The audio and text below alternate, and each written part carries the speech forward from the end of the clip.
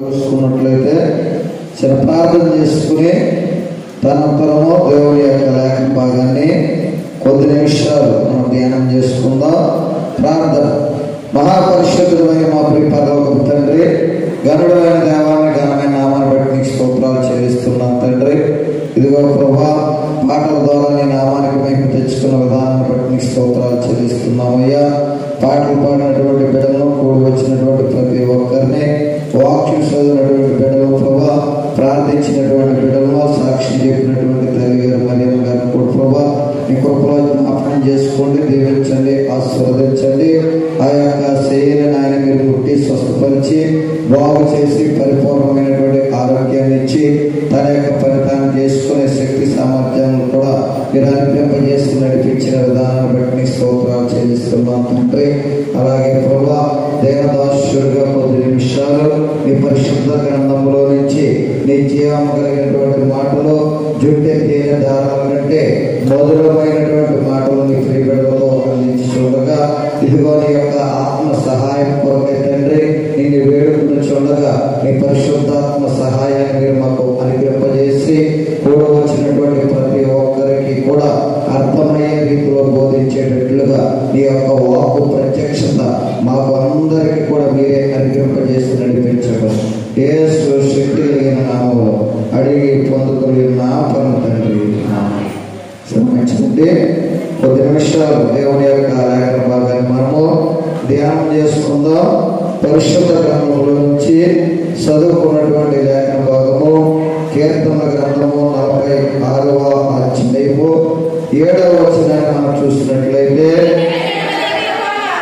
సైన్యములకు అధిపతి యెహోవా మనకి తోడై ఉన్నాడు. చూడండి, దేవాది దేవుడు మనకి ఎలాగ తోడుగా ఉన్నాడంటే, సైన్యములకు అధిపతి యెహోవా మనకు తోడై ఉన్నాడు.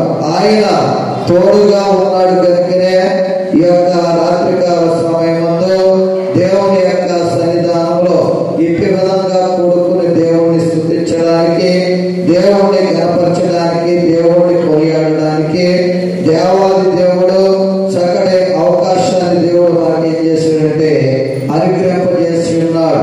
ఆయన యొక్క తోడు, ఆయన యొక్క నీడ, ఆయన యొక్క కాపుదల మనకు లేదనుకోండి, మనం ఇక్కడ ఉంటామండి. ఎక్కడ ఉంటాం? లోకంలో కూర్చుండేవారు, లేకపోతే టీవీల దగ్గర వ్యర్థమైనటువంటి వాటి దగ్గర కూర్చుని వాటిని మనం చూసేవారు. కానీ దేవుడు మనకు తోడుగా ఉన్నాడు కనుకనే ఈ యొక్క రాత్రికాల సమయం ముందు నిన్ను నన్ను మనందరినీ కూడా తోడుకొని వచ్చి దేవాది దేవుడు ఈ యొక్క రాత్రికాల సమయం ముందు ఇంటి విధంగా ఆయనతో గడపడానికి, ఆయన్ని స్తుతించడానికి, ఆయనతో సహవాసం చేయడానికి చక్కటి తరుణాన్ని, సమయాన్ని దేవుడు మనకి అనుగ్రహింపజేసి ఉన్నాడు. తోడు గురించి ముచ్చటగా 3 మాటలు మీకు తెలియపరుస్తాను. పరిశుద్ధ గ్రంథంలో నుంచి మనం చూసినట్లయితే చూడండి, 1 కొరింథీ రాసినటువంటి పత్రిక 15వ అధ్యాయము 10వ వచనం. 1 కొరింథీ రాసినటువంటి పత్రిక 15వ అధ్యాయము 10వ వచనం. అయినను నేనేమై ఉన్నానో అది దేవుని కృప వలనే అయి ఉన్నాను, మరియు నాకు అనుగ్రహింపబడిన ఆయన కృప నిష్ఫలం కాలేదు. కానీ వారందరికంటే నేను ఎక్కువగా ప్రయాసపడినది నేను కాను, నాకు తోడై ఉన్న దేవుని కృపయే. చూడండి, దేవుని యొక్క సన్నిధిలో, దేవుని యొక్క పరిచర్యలో మనం బహుగా ప్రయాసపడితే ఏమి తోడుగా ఉంటుందంటే దేవుని యొక్క కృప అనేది మనకి తోడుగా ఉంటుంది. ఇక్కడ అపోస్తలుడైనటువంటి పౌలు గారు తెలియపరుస్తున్నారు ఏమనంటే, మరి శిష్యులందరిలో కొంట వెనక వచ్చాడు, అయినప్పటికీ కూడా మరి దేవుని యొక్క కృపను బట్టి మరి అందరికంటే ఎక్కువగా మరి వాడబడి ఉన్నాడు. అయినప్పటికీ కూడా ఇక్కడ పౌలు గారు తన తాను తగ్గించుకుని ఏమని మాట్లాడుతున్నారో పై వచనంలో మనము చూసినట్లయితే 9వ వచనంలో ఏమని తెలియజేస్తున్నాడో చూడండి. ఏమనగా, నేను అపోస్తలులందరిలో తక్కువ వాడలో దేవుని సంఘముని హింసించినందున అపోస్తులు అనబడుటకు యోగ్యుడను కాదు. చూడండి, ఇక్కడ మనం చూసినట్లయితే ఏమన్నాడంటే అందరిలో కూడా నేను తక్కువ సౌండ్ తగ్గించు, సౌండ్ వచ్చారు. సరే, కొద్ది నిమిషాలు మనం చూసినట్లయితే పౌలు గారు ఏమని తెలియపరుస్తున్నారంటే నేను అందరికంటే తక్కువ వాడు. మళ్ళీ కింద ఏమని తెలియపరుస్తున్నాడంటే సంఘాన్ని హింసించినందుకు నేను అపోస్తులను అనుటకు యోగ్యుడను కాదని తెలియపరుస్తున్నాడు. ఈ రోజున వార్డ్ నెంబర్ ఉన్నారనుకోండి, చూడండి కొమ్ములు వచ్చి ఇదిగో నేను వాటికి నెంబర్ ఏం చేస్తారంటే గర్వం కలిగి మాట్లాడతారు.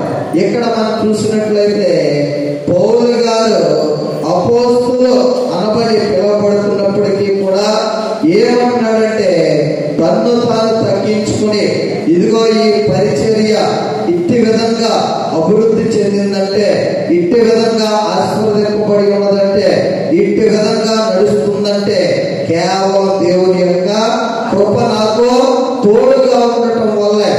ఆయన సంఘాల కొరకు ఏం చేశాడంటే బహుగా ప్రయాసపడ్డాడు. ఈ రోజున క్రీస్తు కొరకు ప్రయాసపడేవారు చాలా తక్కువగా ఉన్నారండి. దేవుని కొరకు ఎక్కువగా ప్రయాసపడుతున్నారని మనం ఆలోచన చేసినట్లయితే ధనం కొరకు, ద్రవ్యం కొరకు ఎక్కువగా ప్రయాసపడేవారు ఉన్నారు, కానీ ఆత్మ సంపాదన కొరకు ప్రయాసపడేవారు చాలా తక్కువగా ఉన్నారు. పౌలు గారు ఎందుకు ప్రయాసపడారని మనము ఆలోచన చేసినట్లయితే ఆయన ఆత్మల సంపాదన కొరకు ప్రయాసపడి ఉన్నారు. అందుకే పౌలు గారు తెలియపరుస్తున్నటువంటి చక్కటి మాటను మనం చూసినట్లయితే ఏమన్నా తెలియపరుస్తున్నారంటే నేను తాను నాకు తోడై ఉన్న దేవుని కృపయే. చూడండి, దేవుని యొక్క పరిచర్య చేస్తున్నటువంటి ప్రతి ఒక్కరికి కూడా ఏమి తోడుగా ఉంటుందంటే దేవుని యొక్క కృప అనేది తోడుగా ఉంటుంది. ఈ రోజున మనము బలిపీఠం దగ్గర నిలబడాలంటే అనేక మందికి శక్తి చాలదు, బలం చాలదు. దేవుని మీద ఆధారపడినప్పుడు దేవుని కృపను మనకు అనుగ్రహింపజేసి బలిపీఠం దగ్గర నిలబడే గొప్ప భాగ్యాన్ని, ధన్యతను దేవుడు అనుగ్రహింపజేస్తాడు. పాట పాడడానికి కూడా ధైర్యం చాలకపోతే మనకు దేవుని యొక్క సన్నిధిలో ప్రార్థన చేసుకున్నప్పుడు ఆ కృప మనల్ని ఏం చేస్తుందంటే నిలబడి పాడే గొప్ప భాగ్యాన్ని అనుగ్రహింపజేస్తుంది. అలాగే వాక్యం చదవడానికి పెరుగుతనం ఉంటే మనం ప్రార్థన చేసుకున్నప్పుడు ఆ కృప పరిశుద్ధ గ్రంథాన్ని చదవడానికి చక్కని అవకాశాన్ని దేవుడు ఏం చేస్తాడంటే అనుగ్రహింపజేస్తాడు. అలాగే ప్రార్థన చేయడానికి కూడా దేవుని యొక్క కృప అనేది మనకి తోడై ఉంటుంది. అందుకే పౌలు గారి పరిచర్యలో మనం చూసినట్లయితే నాకు ఏమి తోడుగా ఉందని తెలియపరుస్తున్నాడంటే దేవుని యొక్క కృప నాకు తోడుగా ఉందని ఏం చేస్తున్నాడంటే తెలియపరుస్తున్నాడు. అందుకే పౌలు గారు తన యొక్క పత్రికలో మనం చూసినట్లయితే ఎక్కువగా కృపా సమాధానం గురించే తెలియపరిచాడు. చూడండి, ఆ మాటలు మనము ఒక్కసారి జ్ఞాపకం చేసుకున్నట్లయితే చూడండి, కొలసీలు రాసినటువంటి పత్రిక 1వ అధ్యాయము 2వ వచనం కానీ చదువుకున్నాం. దేవుని చిత్తం వలన క్రీస్తు యేసు అపోస్తుడైనటువంటి పౌలును సహోదరుడైన తీమోతిని శుభమని చెప్పి రాయింది. మన తండ్రి అయిన దేవుని నుండి కృపయో సమాధానం మీకు కలుగునుగాక. చూడండి, లోదన సంఘాల్లో వాక్య పరిచర్యకి వెళ్ళే ముందు మొట్టమొదటి వారి పలికే మాట ఏమిటంటే కృపయో సమాధానము మీ అందరికీ కూడా కలుగునుగాక అని ఏం చేస్తారంటే తెలియపరుస్తారు. మరి ఎక్కువగా ఈ యొక్క పత్రికలన్నీ కూడా చూసినట్లయితే పౌలు గారు కృప పొందుకున్నారు కనుక, పౌలు గారికి ఆ కృప తోడై ఉంది కనుకనే ఎవరికైనా ఉత్తరం రాసేటప్పుడు మొట్టమొదటిగా పరిశుద్ధులని ప్రారంభించి అప్పుడు ఏమని తెలియపరుస్తున్నారని మనం ఆలోచన చేసినట్లయితే మన తండ్రి అయిన దేవుడి నుండి కృపయో సమాధానము మీకు కలుగును గాక. అందుకే కృప ఎవరైతే పొందుకుంటారో వారి నోట నుంచి వచ్చే మొట్టమొదటి మాట ఏమిటంటే కృప అనే మాట వారి నోట నుండి వస్తుంది. అందుకే ఈ రోజున మనమందరం కూడా నూతన సంవత్సరంలోనికి అడుగు పెట్టాం. మనకి ఏమి తోడుగా ఉండాలంటే కృప అనేది మనకి తోడుగా ఉండాలి. ఆ కృప ఎప్పుడైతే మనకు తోడుగా ఉంటుందో ఆ కృపను బట్టే మనం ఏం చేస్తామంటే ఆత్మీయ యాత్రలో నడిపించబడిన వారిగా మనము ఉంటామని దేవుడి యొక్క వాక్యం ఏం చేస్తుందంటే మనకి తెలియపరుస్తుంది. ముగింపులో కూడా వచ్చినప్పుడు పౌలు గారు తెలియపరుస్తున్నటువంటి మాటలు మనం చూసినట్లయితే కొలస్సీయులకు రాసినటువంటి పత్రిక చూడండి 4వ అధ్యాయము 18వ వచనంలో కూడా మనం చూసినట్లయితే పౌలుని నేను స్వహస్తముతో నా వందనములు రాయిచున్నాను, నా బంధకములో జ్ఞాపకం చేసుకుని కృప మీకు తోడయ్యుండును గాక. చూడండి, కృప ఏం చేస్తుందంటే తోడుగా ఉంటుంది. కృప ఎవరైతే దేవుని సన్నిధికి వస్తారో, ఎవరైతే కృప కొరకు కనిపెడతారో, ఎవరైతే కృప కొరకు ఎదురు చూస్తారో వారందరికీ కూడా ఏం తోడుగా ఉంటుందంటే కృప అనేది తోడుగా ఉంటుంది. కృప అర్హత లేకపోయినా అర్హత కలిగించేదే కృప. పౌలు గారు ఎప్పుడైనా సరే తన జీవితంలో నేను దేవుడి పరిచయం చేస్తాను, అనేక సంఘాలు కడతానని అనుకున్నాడండి. కానీ దేవుడి యొక్క కృప పౌలు గారిని ఆవరించి దేవుడు పౌలు గారిని దర్శించి ఆ కృప ద్వారాగానే గొప్ప పరిచయం చేసే గొప్ప ధన్యతలో భాగ్యాన్ని పౌలు గారికి దేవాది దేవుడు ఏం చేశాడంటే అనుగ్రహం చేసి ఉన్నాడు. అందుకే దేవుడు తెలియపరుస్తున్నాడు ఏమిటంటే మీ యొక్క తలంపులు వంటివే కావని దేవుడు ఏం చేస్తున్నాడంటే తెలియపరుస్తున్నాడు. మన తలంపులు వేరు, మన యొక్క ఆలోచనలు వేరండి. దేవుడి యొక్క తలంపు, దేవుని యొక్క ఆలోచన వేరుగా ఉంటుంది. అందుకే మీ తలంపులు వంటివే కావని ఏం చేస్తున్నాడంటే దేవుడు తెలియపరుస్తున్నాడు. ఈ రోజున మనం చూసినట్లయితే ఆ కృప దేవాది దేవుడు ఎవరైతే బహుగా ప్రయాసపడతారో వారందరికీ కూడా తోడుగా వచ్చి నడిపిస్తాడు. మరొక వాక్యాన్ని కూడా మనం చూసినట్లయితే చూడండి, పరిశుద్ధ గ్రంథంలో నుంచి మొదటి దశలోని రాసినటువంటి పత్రిక 5వ అధ్యాయము 28వ వచనంలో కూడా మనం చూసినట్లయితే మన ప్రభు అయిన యేసుక్రీస్తు కృప మీకు తోడయ్యుండును గాక. చూడండి, అక్కడ ఉత్తరం రాసేటప్పుడు ఏమని రాశాడంటే కృపతో ప్రారంభించి మళ్ళీ కృపతో ఏం చేస్తున్నాడంటే ముగిస్తున్నాడు.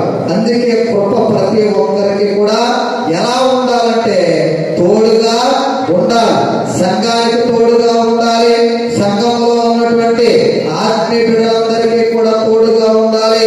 సంఘంలో పరిచయం చేస్తున్నటువంటి ప్రతి ఒక్కరికి కూడా ఆ కృప అనేది తోడుగా ఉండాలి.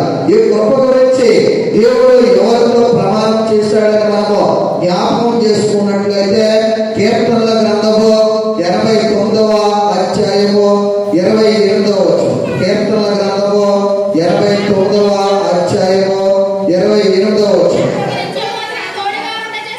నా కృప నిత్యము అతనికి తోడుగా ఉండా చేసెదను, నా నిబంధన అతనితో స్థిరముగా నుండు. చూడండి, కృప నిత్యము కూడా తోడుగా ఉండజేసేదని ఎవరితో ప్రమాణం చేసి ఉన్నాడంటే దావీదుతో దేవాది దేవుడు ప్రమాణం చేసి ఉన్నాడు.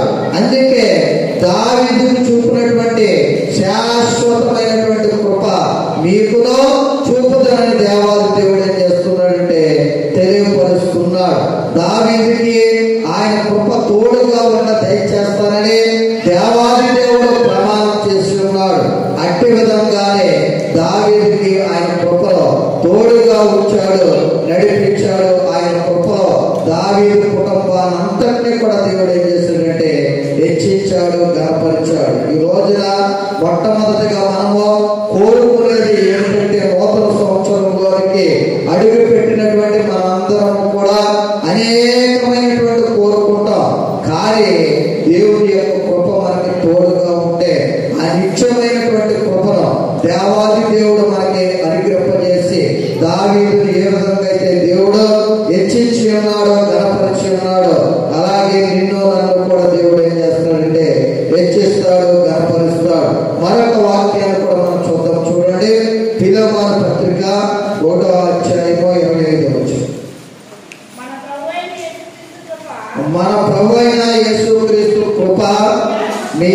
ఆత్మకు తోడుగా ఉండును గాక. ఇందాక ఏమన్నాడు? ఓన్లీ కృప మీ అందరికీ కూడా తోడుగా ఉండును గాక అని తెలియపరిచాడు. ఇక్కడ మనం చూసినట్లయితే ఏమంటున్నాడంటే, దేవాది దేవుడు మన ప్రభు అయిన యేసుక్రీస్తు కృప మీ ఆత్మకు తోడుగా ఉండును గాక. ఆత్మకు కూడా కృప అనేది తోడుగా ఉండాలండి. ఎప్పుడైతే ఆ కృప మనకి తోడుగా ఉంటుందో ఆత్మీయతలో మనం ఏం చేస్తామంటే ఎదుగుతామో, ఫలిస్తామో, అభివృద్ధి చెందుతామో. అనేక మంది బిడ్డల్ని ఆత్మీయతలోకి మనం ఏం చేస్తామంటే నడిపించే వారుగా మనం ఉంటాం. అందుకే పౌలు గారు తెలియపరుస్తున్నారు, ఈ రోజున నేను ఇన్ని సంఘాలు కట్టానంటే, ఇన్ని పత్రికలు రాశానంటే నా జ్ఞానం వల్ల, నా తెలివి వల్ల, నా బలం వల్ల, నా శక్తి వల్ల కాదు, కానీ కేవలం దేవుని యొక్క కృప నాకు తోడుగా ఉండటం వల్లనే ఈ యొక్క పరిచర్య అనేది ఇట్టి విధంగా ఉందని ఏం చేస్తున్నారంటే పౌలు గారు తెలియపరుస్తున్నారు. అట్టి కృప మనము కూడా పొందుకోవాలంటే పౌలు గారు ఏ విధంగా అయితే ప్రయాసపడ్డారో అలాగే నువ్వు నేను మనందరం కూడా ప్రయాసపడవలసిన వారమై ఉన్నామని దేవుని యొక్క వాక్యం మనకి తెలియజేస్తుంది. కొరింథీ రాసినటువంటి పత్రికలో మనం చూసినట్లయితే ఆ ప్రయాస గురించి దేవుడు తెలియపరుస్తున్నటువంటి చక్కటి మాట మనం జ్ఞాపకం చేసుకున్నట్లయితే చూడండి. మొదటి కొరింథీ రాసినటువంటి పత్రిక 15వ అధ్యాయము 58వ వచనం. కాగా నా ప్రియ సహోదరులారా, మీ ప్రయాసము ప్రభువునందు వ్యర్థము కాదని ఎరిగి. చూడండి, ఈ రోజున అనేక మందిని మనం చూసినట్లయితే సంఘంలో బహుగా ప్రయాసపడుతున్నారండి. దేవుని యొక్క మందిరం మరి శుభ్రం చేయటంలో బహుగా ప్రయాసపడుతున్నానండి. అయినప్పటికీ కూడా నాకు శ్రమలు వస్తున్నాయి, నిందలు వస్తున్నాయి, అవమానాలు వస్తున్నాయని అనేక మంది పనిచేసేది ఏం చేస్తారంటే ఆ యొక్క మాటలను బట్టి ఒకసారి దేవుని పని అనేది మానివేస్తారు. కానీ పౌలు గారు తెలియపరుస్తున్నటువంటి మాటను మనం జ్ఞాపకం చేసుకున్నట్లయితే, కాగా నా ప్రియ సహోదరులారా, మీ ప్రయాసము ప్రభువునందు వ్యర్థము కాదని ఎరిగి. మనుషుల దగ్గర అయితే, లోకంలో అయితే అదంతా కూడా ప్రయాస అనేది వ్యర్థమవుతుంది. కానీ దేవుని యొక్క సంఘంలో, దేవుని యొక్క సన్నిధిలో మనం ప్రయాసపడినప్పుడు అది ఉదయకాలం కావచ్చు, మధ్యాహ్నం కావచ్చు, సాయంకాలం కావచ్చు, రాత్రి వేళ కావచ్చు, ఏ సమయంలో అయినా ప్రభు యొక్క పరిచర్య, ప్రభు యొక్క పని మనం చేసినప్పుడు ఆ ప్రయాసం దేవాది దేవుడు ఎంత మాత్రం కూడా వ్యర్థపరచుకోకుండా దానిని ఏం చేస్తాడంటే అభివృద్ధి పరుస్తాడు, ఆశీర్వదిస్తాడు. ఆయన కృపను మనకు తోడుగా ఉంచి అంతకంతకు దాన్ని ఏం చేస్తాడంటే విస్తరింపజేస్తాడు. అదే పౌలు గారు నేర్చుకున్నటువంటి చక్కటి అనుభవం. ఈ రోజున నీవు నేను మనందరం కూడా దేవుని యొక్క సంఘంలో, దేవుని యొక్క సన్నిధిలో నాటబడిన వారిగా మనం ఉన్నాం. నాటబడినటువంటి ప్రతి ఒక్కరూ కూడా ప్రభువునందు మనం ఏం చేయాలంటే ప్రయాసపడే వారిగా మనము ఉండాలి. మనకి కలిగిన దాంట్లో ఎంతో కొంత మనం ఏం చేయాలంటే బాధ్యత కలిగి ఆ పని చేసే వారిగా మనం ఉండాలి. కానీ వారు చేసుకుంటారులే, సంఘ పెద్దలు ఉన్నారు, ప్రెసిడెంట్ గారు ఉన్నారు, లేకపోతే ట్రెజరర్ ఉన్నారు, సెక్రటరీ గారు ఉన్నారు, ఇలాగ వంతులు వేసుకోకూడదు. ఎవరైతే ప్రభు యొక్క పని చేస్తారో, పని చేసిన వారిని దేవాది దేవుడు ప్రతి ఒక్కరిని కూడా ఏం చేస్తాడంటే దేవుడు దీవిస్తాడు, ఆశీర్వదిస్తాడు. మొట్టమొదటిగా మనం చూసినట్లయితే పౌలు గారు ఏమని తెలియపరుస్తున్నారంటే, దేవుని యొక్క కృప నాకు తోడయ్యండి. ఈ రోజున మనందరికీ కూడా దేవుని యొక్క కృప అనేది తోడుగా ఉన్నప్పుడు మన జీవిత కాలం అంతా కూడా ఆ కృప మనల్ని విడిచిపెట్టుకోకుండా ఆ కృపే మనల్ని బలపరుస్తుంది, ఆ కృపే మనల్ని నడిపిస్తుంది, ఆ కృపే మనల్ని ఆవరించి ఆ నిత్య జీవానికి సిద్ధపరుస్తుంది. అందుకే ఎప్పుడూ కూడా మనము దేవుని యొక్క కృపకు ఎలా ఉండాలంటే పాత్రులుగా మనము ఉండేవారుగా ఉండాలి. రెండో మాట మనం చూసినట్లయితే చూడండి, పరిశుద్ధ గ్రంథంలో నుంచి అపోస్తుల కార్యములు 7వ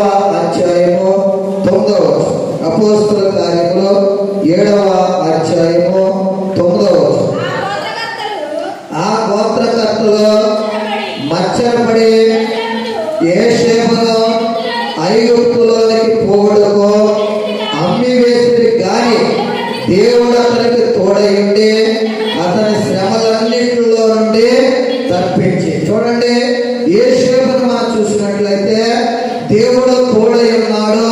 రెండవదిగా మనం చూసినట్లయితే శ్రమలన్నింటిలో నుండి కూడా తప్పించాడు. ఈ రోజున మరి నాకు ఎక్కువగా శ్రమలు వస్తున్నాయండి అని అనేక మంది ఏం చేస్తారంటే దుఃఖిస్తూ ఉంటారు, బాధపడుతూ ఉంటారు. శ్రమలు లేనిదే విజయం అనేది లేదు. పరిశుద్ధ గ్రంథంలో తన యొక్క భక్తులు శ్రమ పడిన తర్వాతే దేవాది దేవుడు వారికి విజయం అనేది అనుగ్రహింపజేసి ఉన్నాడు. ఇక్కడ మనం జ్ఞాపకం చేసుకున్నట్లయితే యోసేపు మరి తన యొక్క అన్నలకు గాని లేకపోతే పోటీపరి ఇంట్లో గాని కీడేమన్నా చేశాడండి? ఎవరికేమైనా అన్యాయమైన చేశాడా? చూడండి ఎలా ఉన్నాడు. చిన్నప్పటి నుంచి కూడా చెడుతనాన్ని విడిచిపెట్టి యథార్థత కలిగి నీతి కలిగి ఏం చేస్తున్నాడంటే జీవిస్తున్నాడు. తన యొక్క అన్నలు మనం జ్ఞాపకం చేసుకున్నట్లయితే వారు ఎలా ఉన్నారంటే చెడుతనం నడిచి వారు చెడుతనాన్ని అనుసరించి జీవించే వారుగా ఉన్నారు. ఎప్పుడైతే తన తండ్రికి ఈ అన్నలు నడుస్తున్నటువంటి ఈ చెడు సమాచారం అంతా కూడా యాకోబుకి ఎప్పుడైతే తెలియపరిచారో అప్పుడు యోసేపు మీద ఏం చేశారంటే పగ, అసూయ, దేశం కలిగి ఏం చేస్తున్నారంటే ఎప్పుడు చంపేదో ఎప్పుడు నాశనం చేద్దామని ఇతని మీద మచ్చరపడి జీవిస్తున్నారు. అందుకే ఇక్కడ చక్కటి మాట మనకు కనపడుతుంది. చూడండి, ఆ గోత్రకర్తలో మచ్చరపడి యోసేపును ఐగుప్తులోనికి పోవుటకు అమ్మి వేసిరి గాని ఏం చేస్తారంటే అమ్మి వేసిరి గాని దేవుడు ఏం చేశాడంటే యోసేపుకు తోడై ఉన్నాడు. ఎందుకు యోసేపుకు తోడై ఉన్నాడని మనం జ్ఞాపకం చేసుకున్నట్లయితే దేవుడు ఎవరికి తోడుగా ఉంటాడో పరిశుద్ధ గ్రంథంలో మనం చూద్దాం. చూడండి, దేవుని యొక్క వాక్యంలో మనం చూసినట్లయితే కీర్తన గ్రంథము 18వ అధ్యాయము 27వ కీర్తన గ్రంథము 18వ అధ్యాయము 27వ శ్రమపడి వారిని రక్షించదు, గర్విష్ఠులకు విరోధిగా వారిని అణచివేర్చదు. ఎవరికి రక్షిస్తాడంటే శ్రమపడి వారందరినీ కూడా దేవుడు ఏం చేస్తాడంటే రక్షిస్తాడు. అయితే దేవుల్లో ఉండి దేవుని యందు భయభక్తులు కలిగి మనం శ్రమ పడితే ఒకవేళ మన మీద సొంత అన్నలే మరి చూడండి రక్తం పుట్టి మరి రక్తం పంచుకుని పుట్టినటువంటి సొంత అన్నలే యోసేపు మీద పగ కలిగి ఉన్నారు. అలాగే మనము ఈ యొక్క ఆత్మీయ యాత్రలో దేవునితో నడిచినప్పుడు అనేక మంది మన మీద అసూయ పడవచ్చు, లేకపోతే అనేక మంది మన మీద పగ కలిగి జీవించవచ్చు. అయినప్పటికీ కూడా ఒకవేళ శ్రమ కలిగినా కానీ ఆ శ్రమల్లో దేవుడు ఏం చేస్తాడంటే రక్షిస్తారని తెలియపరుస్తున్నాడు. యోసేపును మనం చూసినట్లయితే శ్రమలన్నింటిలో నుంచి కూడా ఏం చేశాడంటే తప్పించాడు, రక్షించాడు. అలాగే నీవు నేను కూడా యోసేపు ఏ విధంగా అయితే దేవుని యందు భయభక్తులు కలిగి జీవించాడో, ఏ విధంగా అయితే యథార్థత కలిగి ఉన్నాడో, దేవుని యందు ఏ విధంగా అయితే నమ్మకం కలిగి విశ్వాసం కలిగి ఉన్నాడో, అలాగే నువ్వు నేను కూడా ఉన్నప్పుడు దేవుడు నిన్ను నన్ను కూడా ఏం చేస్తాడంటే తప్పిస్తాడు.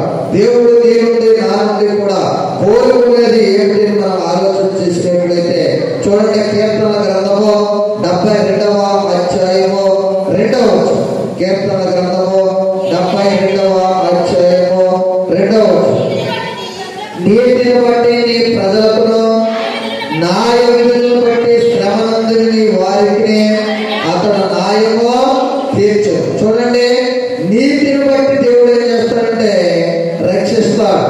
లోకంలో ఉంటూ అన్యాయం చేస్తూ అక్రమం చేస్తూ చెడు పనులు చేస్తూ శ్రమపడి ఆ శ్రమల్లో నన్ను తప్పించాలంటే ఎంత మాత్రం కూడా దేవుడు తప్పించడండి. ఇక్కడ యోసేపు ఏ విధంగా అయితే నీతి కలిగి ఉన్నాడు కనుకనే యోసేపు కలిగినటువంటి శ్రమలన్నింటిలో నుంచి కూడా దేవుడు ఏం చేశాడంటే తప్పించాడు. అలాగే తప్పించబడాలంటే మనం ఏమి కలిగి ఉండాలంటే నీతి కలిగి మనము జీవించే వారంగా ఉండాలి. ఎప్పుడైతే ఆ నీతి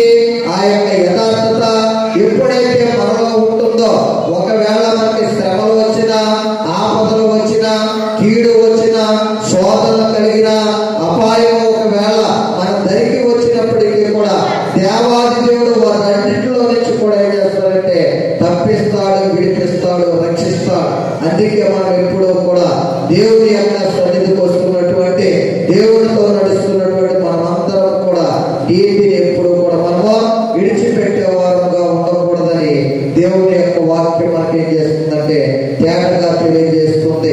మరొక వాక్యం కూడా మనం చూసినట్లయితే చూడండి, 2వ సమూయేలు గ్రంథము 7వ అధ్యాయము 9వ వచనం. 2వ సమూయేలు గ్రంథము 7వ అధ్యాయము 9వ వచనం. నీవు పోవు చోటనల్లా నీకు తోడుగా ఉండి నీ శత్రువులందరినీ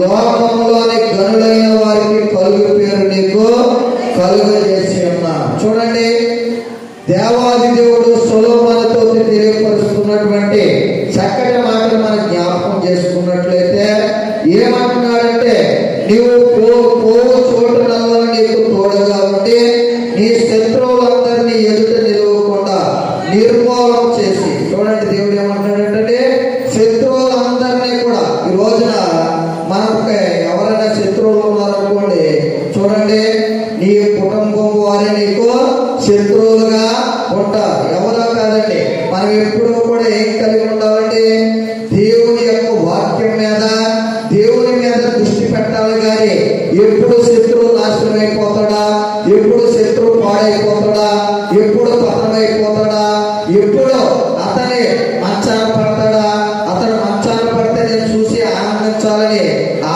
దృష్టి అహంకారం అనేది మనలో ఎంత మాత్రం కూడా ఉండకూడదండి.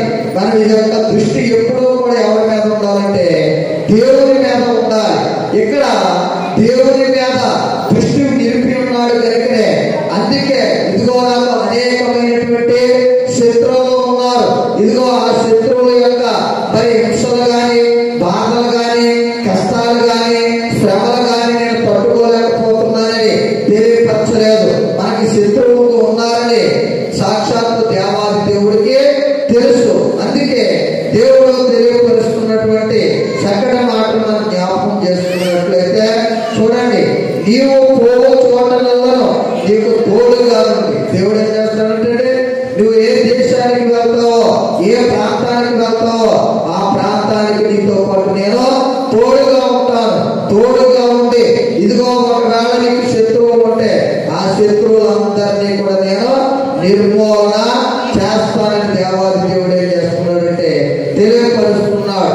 లోకంలోని గనులైన వారికి కలుగు పేరు నీకు కలుగజేసి ఉన్నాను. గనులైనటువంటి వారికి ఏ పేరైతే ఉందో ఆ పేరు నేను నీకు కలుగు చేస్తాను. సొలొమోను ఇట్టి విధంగా ఉండడానికి తన యొక్క తండ్రి ఏం చేస్తాడంటే దావీదు తెలియపరిచాడు. చక్కటి మాట మనం చూసినట్లయితే చూడండి, 1 దినవృత్తాంతాల గ్రంథము 22వ అధ్యాయము 11వ వచనం.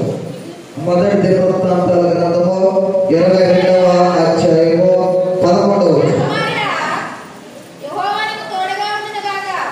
నా కుమారుడు యెహోవా నీకు తోడుగా ఉండును గాక. చూడండి ఏమంటున్నాడంటే, అక్కడ రాజ్యం ఉంది, రాజ్యంలో ఎంతమంది సైనికులు ఉంటారో ఒక్కసారి జ్ఞాపకం చేసుకోండి.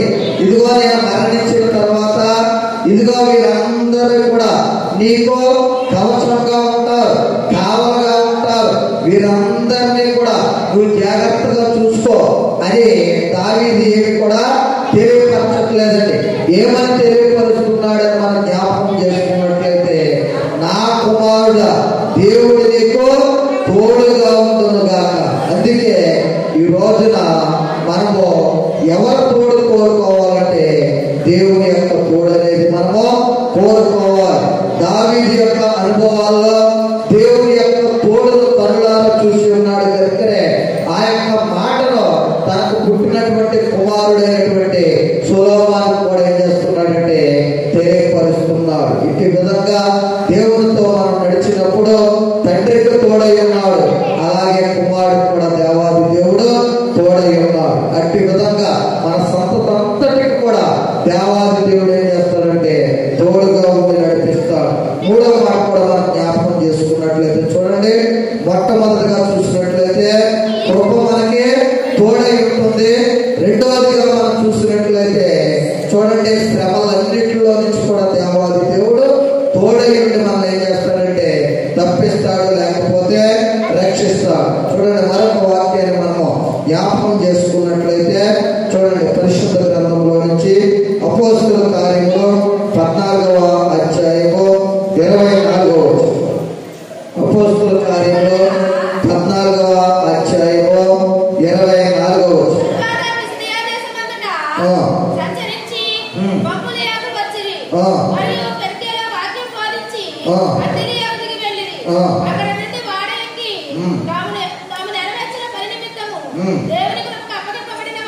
దేవుని కృపకు అప్పగింపబడిన వారే అంత్యోకాయకు తిరిగి వచ్చింది. వారు వచ్చి సంఘమును సమకూర్చి దేవుడు మనకు తోడయుండి చేసిన కార్యములన్నీ అన్యజనులు విశ్వసించుటకు ఆయన ద్వారం తెలిసిన సంగతి వివరించింది. పిమ్మట వారు శిష్యుల యొక్క బహుకాలము గడిపి. మూడవదిగా మనం చూసినట్లయితే దేవుడు మనకు తోడై ఉంటే దేవుడు ఏం చేస్తాడంటే కార్యాలు అనేది జరిగిస్తాడు. అందుకే దేవుడు మనకు తోడై ఉండి చేసిన కార్యములన్నీ. మూడవదిగా చూసినట్లయితే దేవుడు మనకు తోడై ఉంటే దేవుడు మన ద్వారా ఏం చేస్తాడంటే కార్యాలు అనేది జరిగిస్తాడు. ఈ రోజున ఎప్పుడు కూడా మనము ఎవరు తోడు కోరుకోవాలంటే దేవుని యొక్క తోడు అనేది మనము కోరుకోవాలి.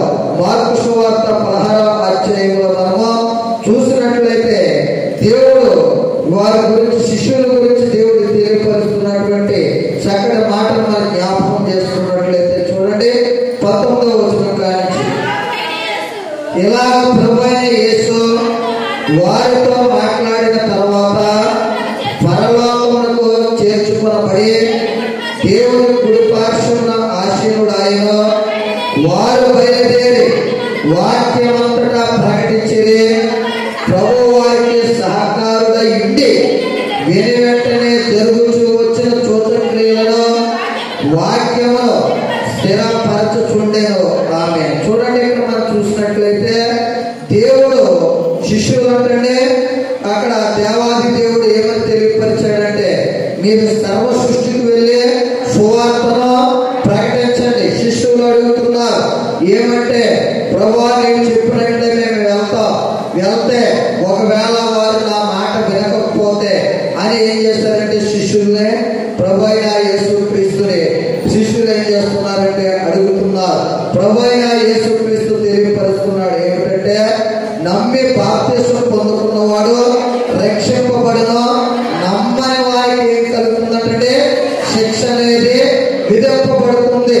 ఇక్కడ శిష్యులు మనం చూసినట్లయితే ఎప్పుడైతే సర్వ సృష్టికి వెళ్ళి సువార్తను ప్రకటించమని దేవాది దేవుడు తెలియపరిచి ఉన్నాడో వారందరూ కూడా వచ్చి ఏం చేశారంటే సువార్తను ప్రకటించుకుంటూ వెళ్తున్నారు.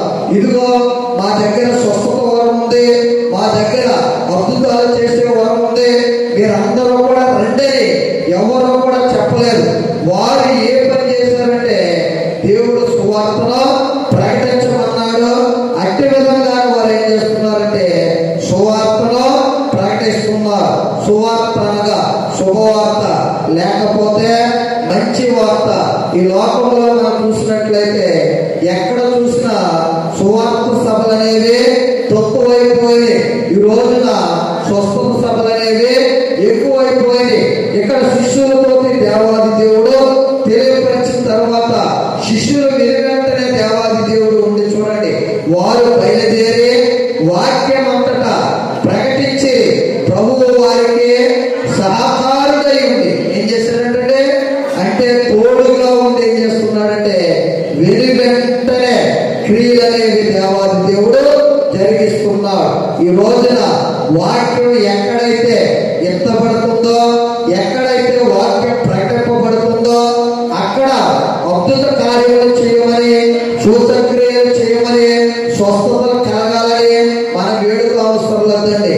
దేవాది దేవుడు ఏం చేస్తారంటే ఈ యొక్క శిష్యుల ద్వారా ఎప్పుడైతే వారు వాక్యం ప్రకటిస్తున్నారో, ప్రకటించిన తర్వాత వారు విన్న వారందరి ఒకవేళ వాక్యం విని వాక్యం మీద విశ్వసించినటువంటి ప్రతి ఒక్కరికి కూడా ఏమి కలిగిందంటే స్వస్థత అనేది, క్రియలు అనేవి దేవాది దేవుడు విని వెంటనే ఉన్నాం. ఈ రోజున మనము దేవుని యొక్క వాక్యానికి సమయం ఇవ్వాలి. దేవుని యొక్క వాక్యానికి చోటు అనేది మనము ఇవ్వాలి. మొట్టమొదటిగా మనం చూసినట్లయితే దేవుడు సువార్త గురించి తెలియపరిచాడు. చూడండి, మార్కు సువార్త 1వ అధ్యాయము 15వ వచనం. కాలము సంపూర్ణమై ఉన్నది, దేవుని రాజ్యము సమీపించి ఉన్నది, వారు మనసు పొంది సువార్తను నమ్ముడని చెప్పుచు దేవుని సువార్త ప్రకటించు గలిలయకు వచ్చే. వారు మనసు పొంది సువార్తను నమ్మమన్నాడు. ఈ రోజున మనం ఏం చేస్తాం? సువార్త నమ్మిన తర్వాత, సువార్త విన్న తర్వాత అప్పుడు ఏం చేస్తామంటే మారు మనసు అనేది పొందుకుంటాం. దేవుడు ముందుగానే తెలియపరిచాడు. ఏమిటంటే కాలము సంపూర్ణమై ఉన్నది, దేవుని రాజ్యం సమీపించి ఉన్నది. అందుకే మీరు మారు మనసు పొంది సువార్తను నమ్మండి. ఈరోజు ఏది నమ్ముతున్నావు? దేవుని యొక్క వాక్యాన్ని నమ్ముతున్నావా? లేకపోతే అద్భుత వరం ఉందని, లేకపోతే స్వస్థ వరం ఉందని, లేకపోతే అక్కడికిక్కడికి మనం పరిగెత్తుతున్నాం.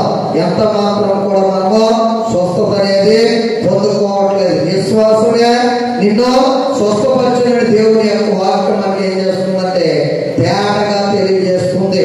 మనలో విశ్వాసం లేకోకుండా ఎక్కడికెక్కడికో పరిగెత్తినా కానీ మనకు స్వస్థత అనేది కలగదు. మన విశ్వాసం వచ్చి మనకు వచ్చినటువంటి బలహీనతను బట్టి దేవుని యొక్క సన్నిధిలో మోకరించి ప్రభువా యొక్క అనారోగ్యం చేత, ఈ యొక్క బలహీనత చేత బాధపడుతున్నారు. ఇదిగో ఈ యొక్క బలహీనతను బాగు చేయువాడు నీవే, స్వస్థపరిచేవాడు నీవే, నాకు ఆరోగ్యాన్ని కలుగు చేయువాడు నీవే అని దేవుని యొక్క సన్నిధిలో దేవుని యొక్క నామంలో మనం అడిగినప్పుడు దేవాది దేవుడు మన యొక్క బలహీనత నుండి విడుదల కలిగింపజేసి మనకి స్వస్థతను శీఘ్రంగా దేవుడు ఏం చేస్తాడంటే అనుగ్రహింపజేస్తాడు. అందుకే చూడండి, శిష్యులు సువార్త ప్రకటించమని దేవాది దేవుడు తెలియపరిచాడు. వారు సువార్త ఏం చేస్తున్నారంటే ప్రకటిస్తున్నారు. వెంటనే దేవాది దేవుడు వారి సహకారిగా ఉండి వారి ద్వారా ఏం చేశాడంటే క్రియలు అనేవి, స్వస్థతలు అనేవి దేవాది దేవుడు జరిగించి వచ్చాడు. అందుకే మూడవదిగా దేవుడు తోడై ఉంటే ఏమి జరుగుతాయంటే కార్యాలు అనేవి జరుగుతాయి. ఆ కార్యాలు మనకి జరగాలంటే మనం ఏం నమ్మాలంటే సువార్త అనేది నమ్మాలి. దేవుని యొక్క మాట అనేది మనం నమ్మాలి. దేవుని యొక్క మాట ఎవరైతే నమ్ముతారో, ఎవరైతే విశ్వసిస్తారో వారి జీవితంలోనే దేవాది దేవుడు తోడై ఉండి కార్యాలు జరిగిస్తాడు. కనుక మనమందరం కూడా సువార్తను విడిచిపెట్టుకోకుండా సువార్త నమ్మి దేవుని యొక్క మాటకు విధేయత కలిగి ఆయన ద్వారాగా అనేకమైనటువంటి కార్యాలను పొందుకునే వారంగా ఉందాం. అట్టి కృప పరిశుద్ధాత్మ దేవుడు మన వెనుకల్లో బలభరితంగా మార్చి నడిపించుగాక. మొట్టమొదటిగా మనం చూసినట్లయితే దేవుని యొక్క కృప మనకి తోడై ఉంటుంది. రెండవదిగా మనం చూసినట్లయితే దేవాది దేవుడు శ్రమలన్నింటిలో నుంచి కూడా దేవుడు తోడై ఉండి నిన్ను విడిపిస్తాడు, రక్షిస్తాడు. మూడవదిగా చూసినట్లయితే దేవుడు తోడుగా ఉంటే కార్యాలు అనేది మనము చూస్తాం. కనుక ఆ దేవుని యొక్క తోడుని ఇప్పుడు ఎల్లప్పుడూ కూడా మనమందరం కూడా కోరుకునే వారమై ఉందాం. అట్టి కృప పరిశుద్ధాత్మ దేవుడు మన వెనుకల్లో బలవంతంగా మార్చి నడిపించుగాక. ప్రార్థన చేద్దామా? వస్తున్నట్లయితే ప్రార్థన. సదాశ్వాసములకు కారణభూతులైన మా ప్రిపరలోకపు తండ్రి, గరుడైన దేవాన్ని ఘనమైన నామమును బట్టి స్తోత్రాలు చెల్లిస్తున్నాం తండ్రి. ఇదిగో 3 మాటలు తెలియపరిచాం తండ్రి. నీ యొక్క తోడు గురించి, నీ కృప మాకు తోడై ఉంటుందని. రెండవదిగా ప్రభా, శ్రమల్లో మీరు మాకు తోడై ఉండి రక్షిస్తారని, విడిపిస్తారని. మూడవదిగా ప్రభా, మీరు తోడై ఉంటే తండ్రి కార్యాలు మీరు వెంటనే జరుగుతాయి. కార్యాలు మేము కరుణాలను చూస్తామని ప్రభా 3 మాటలు తెలియపరిచాం తండ్రి. ఇష్టపడినటువంటి ప్రభా వాక్యం దుష్టుడు ఎత్తుకుపోకుండానట్లుగా ఈ ప్రియబిడ్డల యొక్క హృదయాలలో తండ్రి నాయన వేసే నీరు కట్టి ఫలింపులను తీసుకుని వచ్చి ఇదిగో ప్రతి ఒక్కరూ కూడా 100గా ఫలించేటట్లుగా నీ యొక్క దైవ కృప, నీ యొక్క దైవ ఆశీస్సు ప్రతి ఒక్కరికి కూడా మీరే అనుగ్రహింపజేసి నడిపించమని యేసు శక్తి నామములో అడిగి పొందుకుని ఉన్నాం